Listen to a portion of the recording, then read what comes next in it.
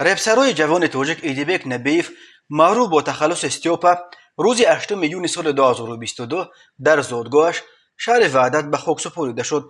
استیوپا روز 5 میلیون سال 2022 در شهر مسکو از عالم چشم پوشید. او همگی 25 سال داشت. مرگ استیوپا و آن هم در ملک مسافرت آوازه‌های گوناگونی را به وجود آورد. از جمله آوازه شد که گویا در کدام فروشگاه شهر مسکو زیر لیف مانده جان باخته است. آوازه هم برخاست که استیوپا هنگام آبازی غرق شده است، ولی نزدیکانش بعد از مسکو آوردن جنازه آوازخوان جوانمرگ گفتند که این خبر اساس ندارد. به گفته آنها در سند مرگ ایدیبک نبیف نوشته شده است که او به علت سکته قلب در خوابش نفسگیر شده جان داده است، نه به علت زیر لیف ماندن یا غرق شدن یا یگان حادثه ناخوش دیگر. استیوپا را یکی از آوازخوان‌های جوان آینده‌دار رپ تاجیک می‌دانستند.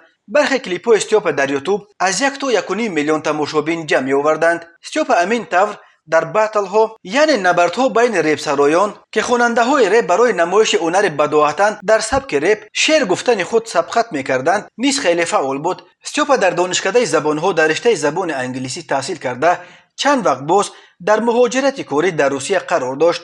در برابر صدها هزار ساکنان تاجیکستان بسیاری از آوازخوان‌های تاجیک هم مجبور میشوند برای تامین زندگی خود به روسیه و به کشورهای دیگر به مردکاری بروند. هر سال در روسیه بیش از 1000 نفر از مهاجران تاجیک به علتهای گوناگون ترک این دنیا میکنند.